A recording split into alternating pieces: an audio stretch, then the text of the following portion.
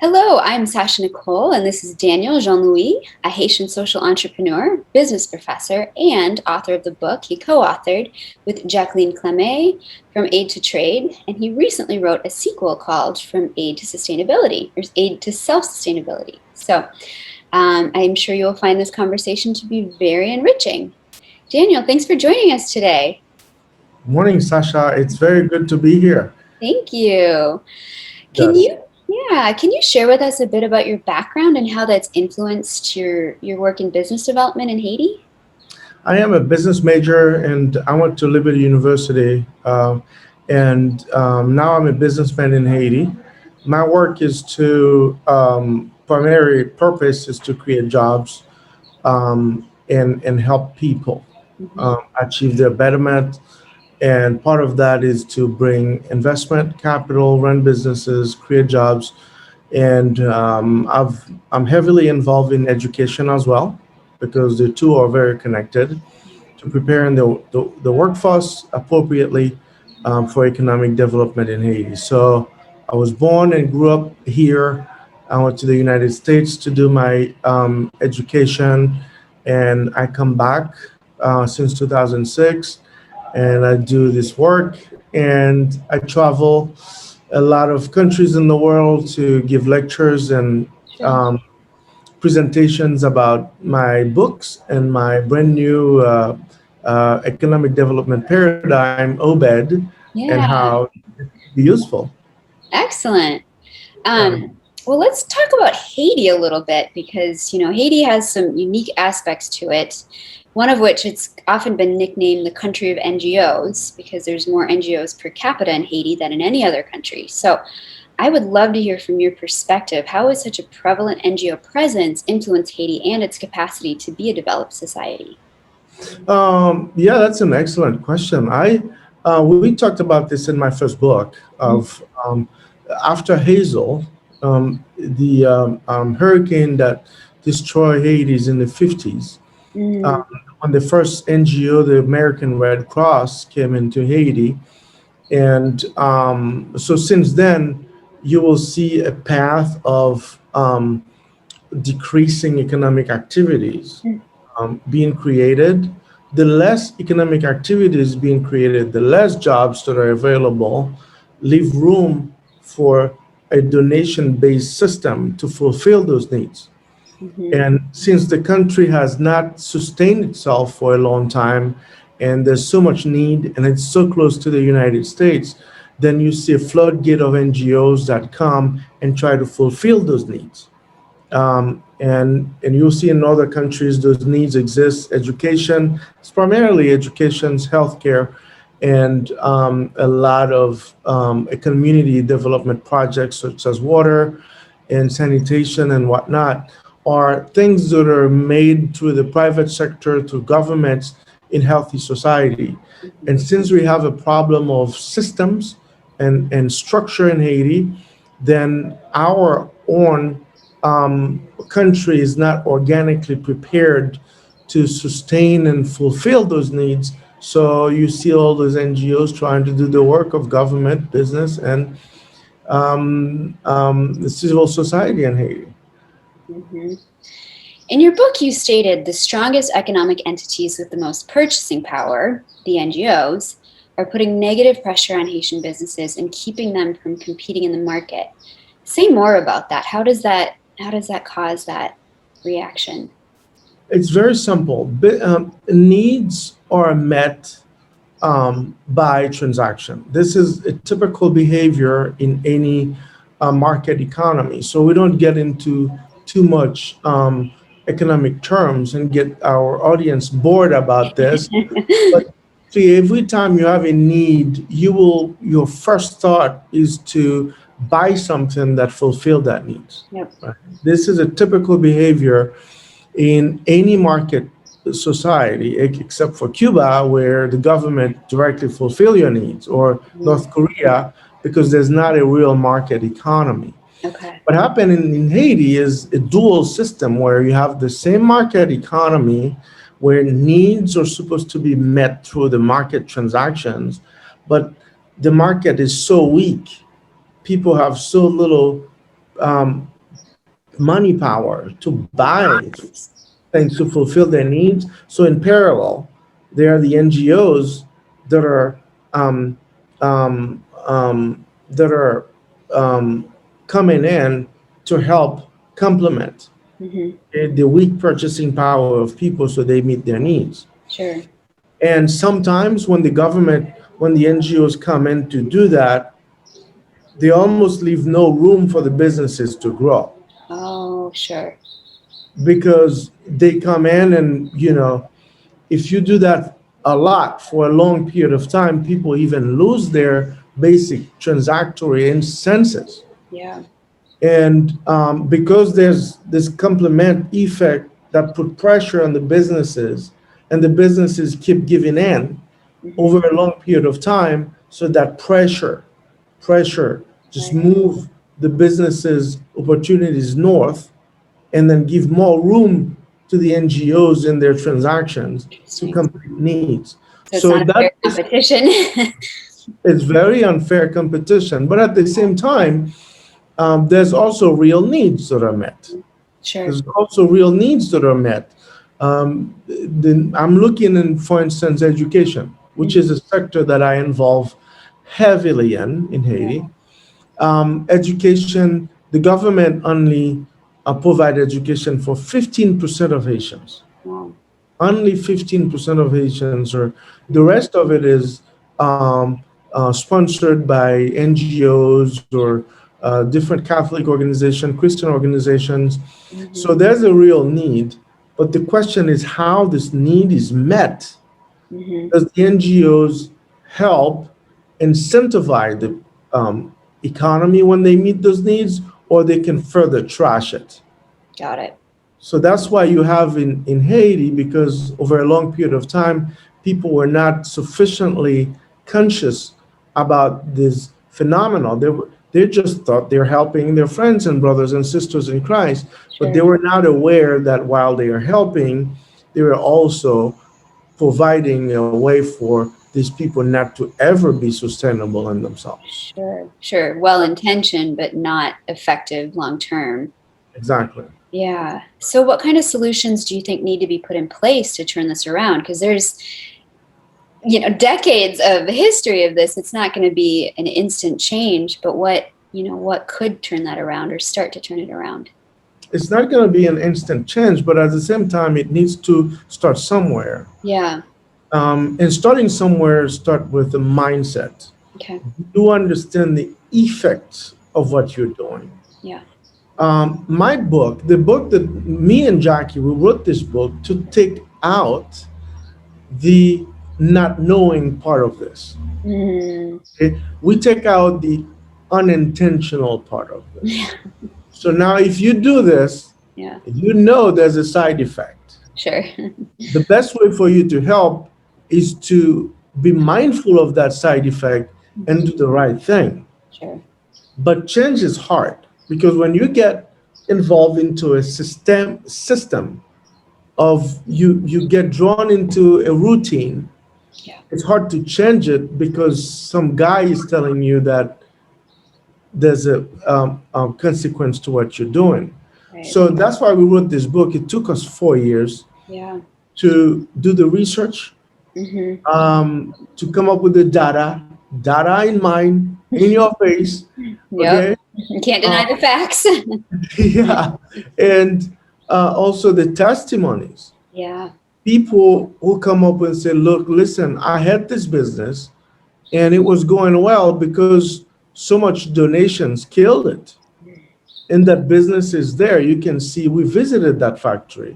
The Hmm. opening chapter of the book, we visited that factory. All the equipment's come rusting and just Oh. sitting there.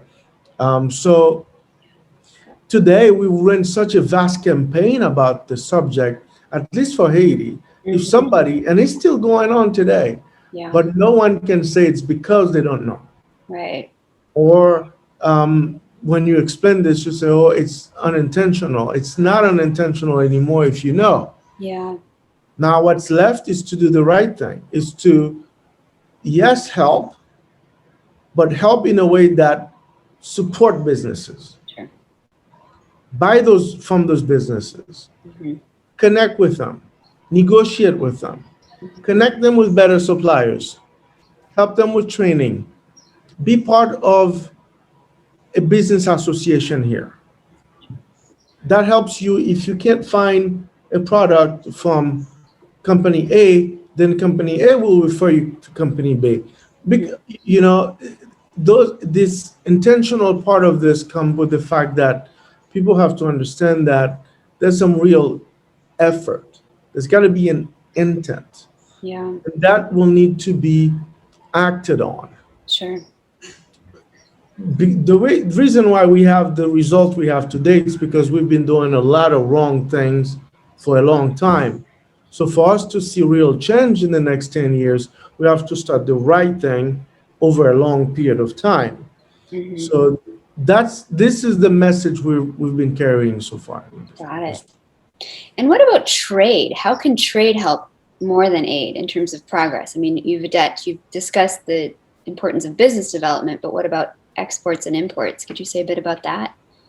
Yes, absolutely. Well, I mean, trade is um, the main way wealth is created. Yeah, It's not created by donating something. yeah, Right? This pair of glasses you have, it costs the person to do it, let's just say $50. sure. And then in all, right? Cost of production, marketing, customer acquisition, Yeah. storage, all in all costs you $50. It costs the producer $50. Mm-hmm. And then it sells it to you, Mm-hmm. right, for $60. Mm-hmm. Then it makes $10 profit. That $10 is wealth. Mm-hmm. It was never there before. Sure. Just got created new, Right. right? And donation doesn't do that. Mm, Okay, you create this pair of glasses for $50, then you get it to somebody for free. Then how do you keep making pair of glasses? right. You're always at a net negative because you have nothing to continue to produce with. Yes, because you lose your $50 to begin with, then you make zero profit, zero wealth, Yeah. then you're stuck. That's what happens in countries like Haiti, Mm-hmm. where they get donation, then there's not a chain of production that is Sure. sustained over time Right. because it's being done mostly through donation, not through trade. Right. So we're talking about acceleration of trade. Once a country realized, listen, we need more trade, local trade, and you accelerate to have more international trade. Haiti today is importing over 80 to 90% of what we consume is being imported. Oh, wow. Okay. So we are trading a lot. But it's not going in the right direction. Yeah. Normally, it's supposed to be going in both directions. Right. It should kind of be in synergy to keep it in balance. Balance of trade. Mm-hmm. So it's, instead of just two local actors trading, there Yeah. could be partners in international community trade, Yep. And that's what the U.S. does with China, Yep. and there's a whole bureau that calculates the trade deficit or the trade surplus, and the politicians go crazy about it. Oh my gosh, our economy is gonna die. We have a trade deficit with China, and they're trying to correct it. So Yeah. we're not even having this conversation in Haiti Sure. as part of a morbid and deficient system. We're not even having a healthy conversation Sure. going. I don't know I don't know we're even aware of enough Sure. of why the country is so depleted in terms of resources. Because there are countries that, in my second book, I talk a lot about how assets are converted into wealth. Hmm. How assets are converted into wealth. Conversion degree, you have a lot of assets and abilities. Mhm. Unless you can trade them, then you can die of starvation. Sure. And so countries like Haiti, we sit on natural resources, we sit on opportunities to do tourism, to trade, and for some reason, the political problems and the NGOs are the primary reason why trade is not being able Sure. to meet needs and create Right. wealth. It's enabling kind of a standstill or Yeah, a lack of, what do I want to say? Um, a lack of incentive to progress. yeah, exactly. Is kind of those visceral basic needs like water, Exactly. clothes, food, Yeah. whatever, seem to be met through the NGOs, and so it doesn't create that impetus to kind of overcome and move forward and find your own solutions. That's right. Yeah. We call that an opportunity. Yeah. Actually, that's a perfect segue to my next question. I wanted to talk about OBED. So, in your book, you created this concept called OBED, which is opportunity based economic development, which, of course, is key to the solution. So, can you talk a little bit more about that? I love when you were describing earlier, you were using different words to describe this situation. And all in all, when you think about it, we're talking about opportunity. Yeah. In the United States is one of the most practical countries on earth. Sure. Okay? People know they have to make a buck to live. Okay, the system will let you become homeless Yeah. if you fail at that. Okay, you'll be left with nothing. Okay, you'll become homeless and drug addicted and all that. Mm-hmm. If you don't understand the basic attitude and activity of making a buck, okay, and you can do that by selling your labor, skills you learn from apprenticeship or from university or trade school and whatnot. You sell your labor costs you, you know, $20 an hour, you sell it for $30 an hour. This is your wealth, okay? And that $10 is what it costs you minus what you sell it for Right. is what's left for you. Yeah. It's your wealth. And also, then at that time you found an opportunity to sell your skills. Mm-hmm. That's why when you look for a job, you look for job offers, and then those are opportunities for you to submit an application, go to an interview process, and then these opportunities materialize when they say, okay, you got the job, and you start putting hours, so you're making transactions. Yeah. The more transaction you make, if that deal was favorable, Yeah. more betterment you get, because now you get to recoup your costs, Yep. and plus you make a small money so you can go to saving, take a trip. That's normal. Mm-hmm.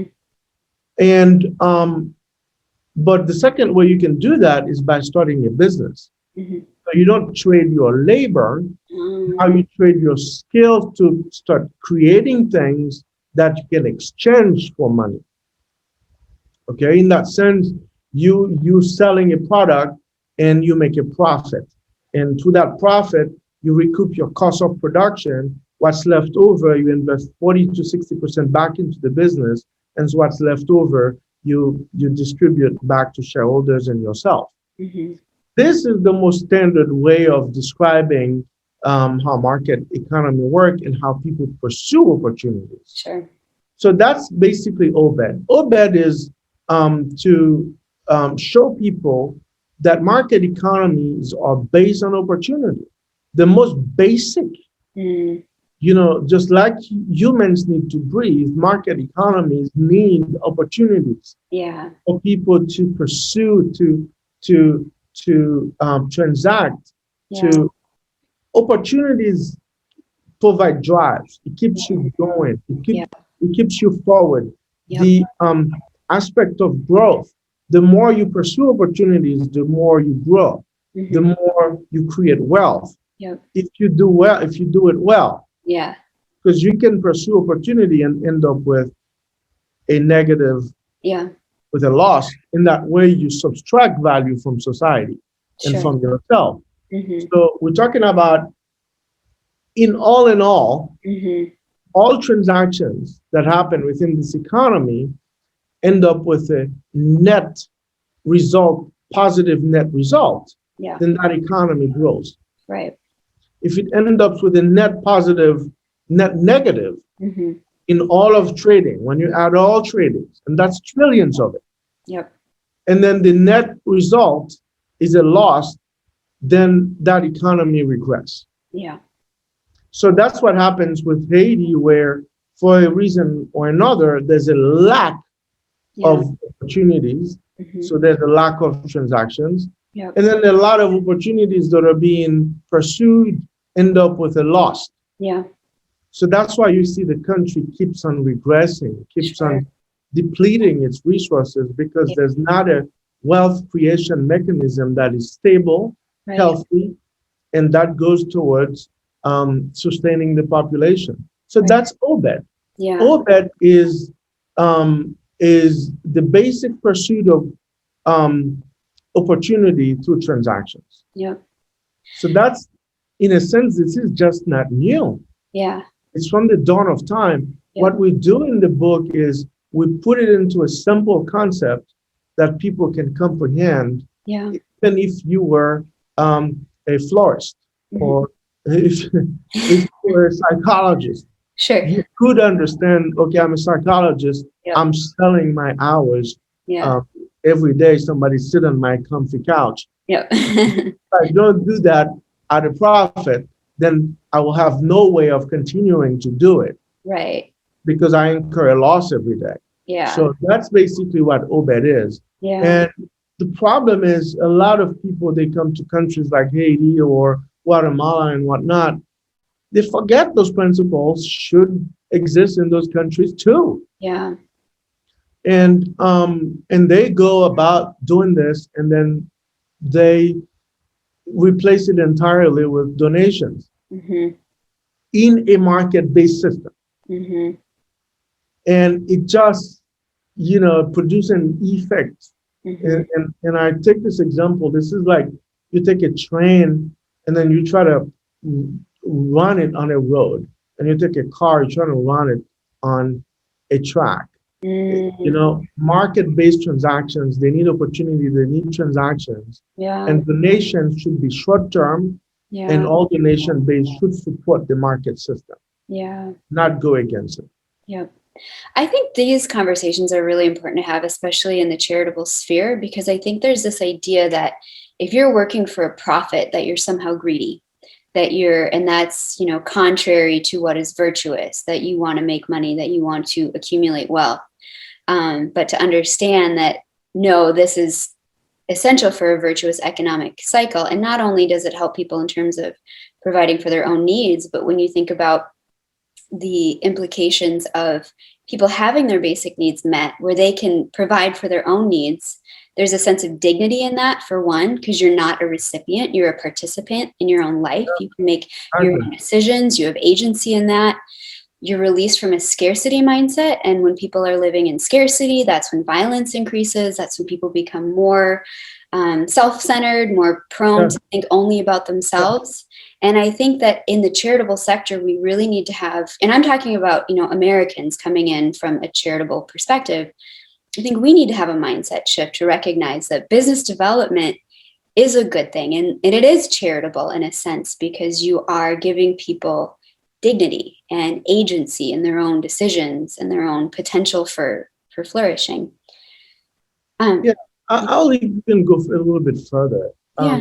Not even giving them an opportunity. It's not shattering their own sense of dignity. Mm. It's just, if people are made in God's image, you're naturally prone to cater dignity for yourself. Mm-hmm. It's just, if you keep being careful about somebody for a long time, then you forgot that was your responsibility. Yeah. And that's what happens, is this attitude in, people keep, okay, give me more and more and more. They feel entitled to be given. Mm-hmm. It's that loss of dignity again. It's just they think now it's natural for someone else to meet their needs, Mm-hmm.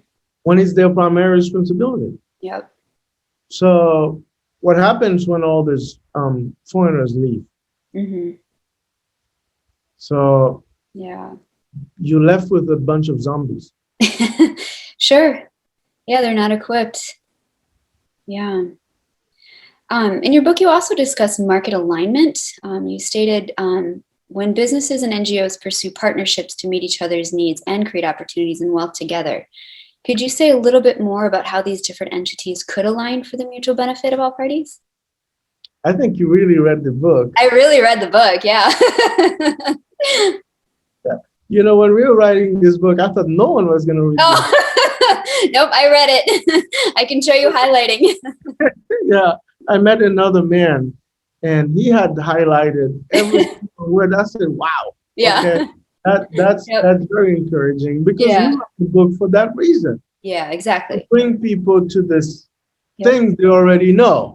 Right. And Well, it gives it language to this concept, I gives think. the That's language to powerful. it. It helps Yes, you to just sort of articulate this is why this matters and this is why this is exactly, important. So, exactly, yeah, exactly. yeah. Yeah, the market alignment is part of the solution. Market alignment is to, earlier I was talking about the misalignment that exists when you take a lot of donations Yeah. and make it work in a market system that's supposed to work on transactions. It's like, okay, I'm going to put water in my car. Right? Not going to work. It's Yeah. made to work with gas and now electricity. Yeah. Okay, same with the market system. It's made to progress with healthy, balanced transactions. Sure. So when you put something else and you keep putting something else into it, Yeah. it produces a perverse effect. So it produced the opposite effect of what it was intended to do. That's what you have in Haiti. Yep. Okay, so market realignment is to bring back the transactions into the market system, Mm-hmm. to make it healthy, to create the virtual cycle, to remove the unfit Mm-hmm. part of the system. Right. All the system, life is a bunch of systems, right? The systems of the human body, it's a bunch of systems. Mm-hmm. Urinary systems, digestive systems, and it's a bunch of systems interacting with each other. That's what the body is. Mm-hmm. So the market system is the same way. It's a bunch of systems working to the financial system, PR, all of that come together to work. And donation come boom. Okay. The realignment is to remove donation by transactions. Mm-hmm. Okay, I'm going to wipe out the carburetor, clean it out, and start putting gas into it. So we're not going to have a lot of gas and a lot of momentum right away, but at least we start on the wrong track. Mm-hmm. Now it's getting healthy again, and it needs to grow, start small, and then incrementally grow towards a healthy market system that can sustain the economy needs and produce growth over time. So that's what realignment is. It's basically purge, I would say, the market system from toxic aspects, the NGOs and governments also with all of its subsidies and whatnot. Sometimes they're good, sometimes they're wrong, but basically the market system is not made to be flooded with such subsidies and whatnot. And it's not healthy for competition. Mm-hmm. And so at some point in time, you have two countries not compete on products, they're competing on subsidies. Okay, which country can add more subsidies? Okay, Mm-hmm. so it's just a lot of unwanted Mm-hmm. part of the market system is to purge it to make it healthy for competition and for the consumer to enjoy growth and Yeah. satisfaction of their needs. Yep. Excellent. What barriers do you see to these different entities that they might encounter towards market alignment, and how can either people or on an organizational level support this transition? Yeah. Well, I mean, they're supported by support market transactions, healthy market transactions, and creating this environment. Because market transactions, just like planting a tree, The tree will grow and bear fruits because the tree provides shades. It's good for the environment, but also needs to provide, a fruit at some point in time. And you get that as a result. It's not an input. It's a bunch of work you do ahead of time that gets you that result. Mm-hmm. So all the actors in the first book, we talk about government, NGOs, and private sector.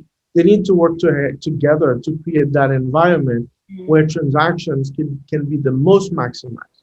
Sure. And it's optimized when customers are the most happy and profit or make the most. Mm-hmm. Now everybody wins. Everybody wins really well when your customer is, let's just say, degree of satisfaction would be 3. Yeah.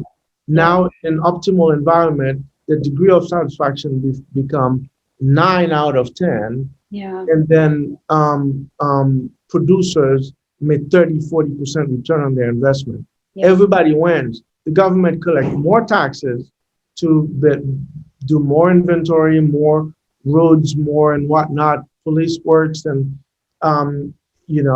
everybody wins. Yeah. This is a healthy economy. Yeah. How do you envision that coming into sustainable fruition? Do you have ideas on how those entities could collaborate better? It has to be designed and put in place. It's not going to happen by itself. In the second book, really, it's a book everybody should read. Yeah. We take concrete example of countries applying OBED within 20 years. Wow. They've gone from very poor to fairly wealthy, Sure. like Vietnam, to the change of leadership. And those countries were, decimated by civil war, many wars. Like Vietnam was in many wars, and was in war with the most developed country on earth, America. Wow. Okay. Yeah. And Vietnam, they've done a lot of political cleanups, and then they went into trade, signed, dozens of trade agreements. Mm-hmm. Okay. And look at Vietnam today, a country that was in war with America, where bombs were dropping on them. And look at Vietnam, look at Haiti. China didn't progress until transactions were being made there. Right. Okay. And that's just, a leadership has to be conscious of it. And work backward and say, what are the legworks? What are the foundation that needs to be put in place for this tree to grow? Okay, you need an appropriate terrain. An appropriate terrain. You need to have input, like fertilizers. You need to protect it so animals don't come and eat it up before it becomes mature. It's the same way for the market system. It needs to be protected, it needs to be put in place. It needs to be, like countries like Singapore. Yeah. And I advise you to read the second book because it has you sold me. I'm going to buy it. lots of example. Yeah. Singapore, a country that was poor recently, that becomes very healthy. Sure. Economically, and it becomes an example of growth, of betterment. Yep. Singapore, right? Yeah. Okay. Finland. Sure. Was poor 40 years ago. Finland, the champion of education today. Finland. Okay. Finland almost doesn't have any crimes that happen in Finland because they have open prisons. You go to prison and you have a key to your own cells. Wow. So, you've seen significant transformation over the years of the introduction of the market system, allow it to bear fruit, to protect it, to rely on it, to feed it. It needs investment. It needs knowledge. It needs trade agreements. It needs ports. It needs infrastructure. It needs political stability. It needs good educated workforce. It needs airports. It needs all of this healthy actors that Yeah, come together towards supporting the economic system sure. that will produce the results. Yep. And what would you say? I'm going to zoom out a little bit because we've talked primarily about economic development, but I want to move out to just development on the whole in developing countries. And in your estimation, what is the most important component for development to be effective? Leadership, Mm-hmm. systems, follow through, Mm-hmm. flexibility. Mm, Flexibility is important to me because you can start with a system, it doesn't work. You have to be open to monitor it and adapt it. yeah. So you need to have leadership systems. When I say systems, I'm talking about laws, good laws. Mm-hmm. Um, um, you know, I'm talking also about institutions like a good parliament, a good justice systems that can protect transactions. Sure. If you do me wrong, a judge will give me justice, Sure. right? That's a way for people to feel safe to transact, to spend time and energy and resources towards making more, because that's what people are making, Yep. um, to producing growth. So you need a healthy environment, a Mm, system that has many small systems that yeah. interact with Yeah. themselves. Yeah. But it Yeah. all starts with the right leadership. Yep. Good leadership is really important. Design and put Yeah. those systems in place. Yeah.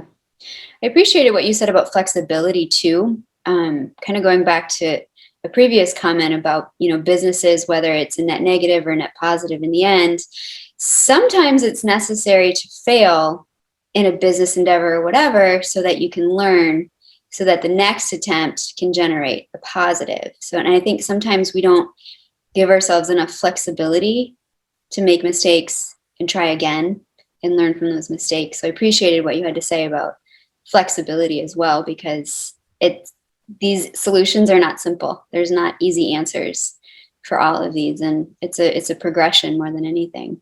Oh, it's definitely a progression. Yeah. We've been talking more on a policy level, Yeah.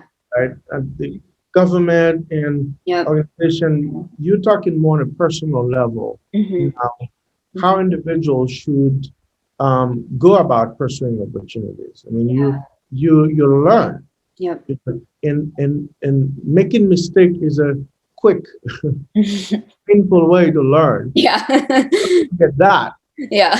Not just like you are in school and then you get a B, you want an A, and then consequences is not as dire. Yeah.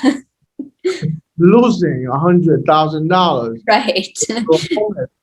So those failures are inevitable. It's inevitable to fail because um, risks exist in the market, and people don't always corner the risks Hmm. 100%. There's always risk. Sometimes risks come from even outside of yourself, and then you fail. You learn to Hmm. as long as the failing is not fatal. Sure. Yep. Okay, make sure you still exist, Yeah. Yep. and even some economically some failure. And I was reading a book by Ray Dalio, is a hedge fund guy, and then he lost everything at some point in time. In the Okay. financial 2008, the Mm, market crashed. Everybody lost a lot. Like a lot of people become homeless, mm, and you know they bounced back. The economy bounced back because the country is healthy, has a strong systems, has strong systems, and it bring it back. yeah. And as long as you exist, you understand your failure on a personal level. You should be able Yep. To to recuperate. yeah. Yeah. Hmm. So, what are just some practical ways? I'm thinking specifically about kind of going back to the charity question and really wanting to help and having good intentions, what are some ways that the average, say, American watching this could practically help Haitians develop their economy and by extension, their country? The first thing they should do is stop bringing the duffel bags of stuff. Yeah. That's obvious, right? Yep. Not bring the backpack. So just Yep. get as much as you can here. Yeah. Build relationship with businesses that are honest. Like it's not just because you need to buy here, support local businesses that you want to get ripped off. You want those transactions to be healthy. Right. Healthy for them and for you. Yeah. Okay. Make sure that you partner with healthy, honest business people who are paying their taxes. Yeah. Because the government also needs the taxes to build the roads you're gonna drive on. Build, they need this money to give another business, the road builder, a good contract so they can build a good road. Right. They need that money so they can hire a supervision company that supervise the road builder so the road can have a good quality. And also they need this money to build schools. So you don't have to sponsor the little child and build hospitals. So they need to start this one first act that will have many different healthy effects. Right. Cause and effect. Yeah, everything will work in synergy when Everything works in synergy. when you use the analogy of the car. If you're using gas instead of water, then the car is equipped to run efficiently, and it doesn't need water or outside intervention because it has what it needs to go forward, to advance. Exactly. Same for the body. If you don't eat healthy, right? Yep. You're pregnant. You eating trash, and nobody eats trash, but you get the idea. You don't eat healthy, and then your baby is born with a small head and stuff. Like failure to thrive. Yeah. Yeah. So it's just being intentional, a mom and dad, or to be intentional that they need to have a healthy life so their babies can be healthy.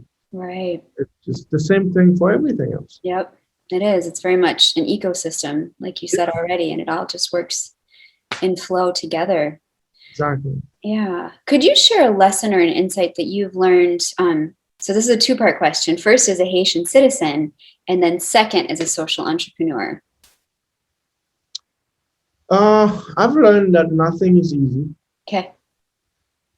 You have to commit. Commitment. I'm 100% committed in Haiti. Yeah. I would never leave Haiti. Yeah. This is a country that I love, and I'm a part of it. I'm a citizen of that country. Yeah. So nothing is easy. Commitment, engagement, not just when things are easy, but also when things are hard. Is when you're the most needed. We need each other the most. Yeah. So I've learned that. The second thing that I learned also is the value of time. It takes a good amount of time to build, to get to the wrong result. The right result is not going to come overnight.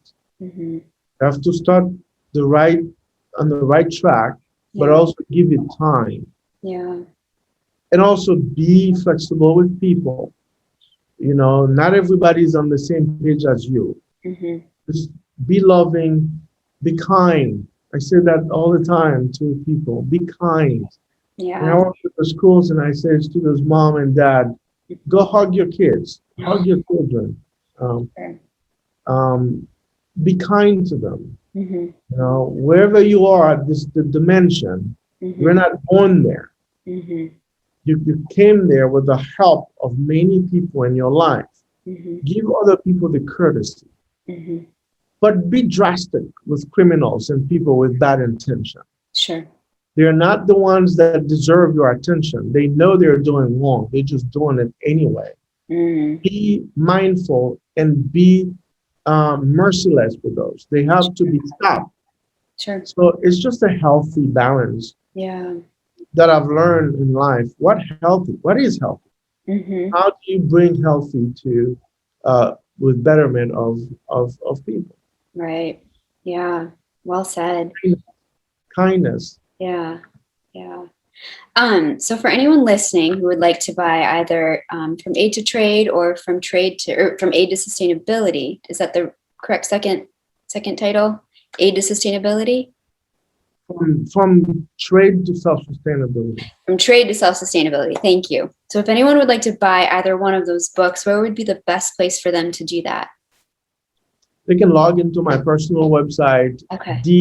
DJL Haiti. That D as David, J as January, L as Louis, Haiti, HAITI.com / my books. Okay.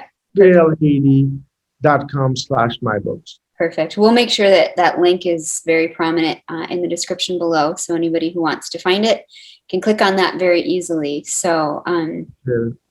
and I'm actually going to go there and buy the second book. You've won me over. I think that sounds like a good read, and I'm excited to delve into that one too. So, thank you so much for your time and for sharing your insights and your expertise. I really appreciate everything that you had to say, and I think that these conversations need to be had, and they need to continue to be spread in this sector so that people really understand, kind of like you said earlier, once you know what's right, you can't deny what you know. And that's, I think a lot of it is just education and helping people to understand what's helpful and what's not, so that essentially we can all do better in the end and move towards, what I like to consider as human flourishing overall. I think Right. it is crucial. So A whole lot of kindness. Yep, exactly. Yeah. Kindness. Yeah. Well, thank you so much, Daniel. I appreciate it. Thank you, Sasha. It's a pleasure. Here at Emanate International, it is our mission to promote nonprofits and social enterprises that equip people and communities to become independent, autonomous, thriving members of society. Indeed, Daniel Jean-Louis' book, From Aid to Trade, as well as From Trade to Self-Sustainability, are very valuable tools to help drive changes needed in Haiti and in other developing countries.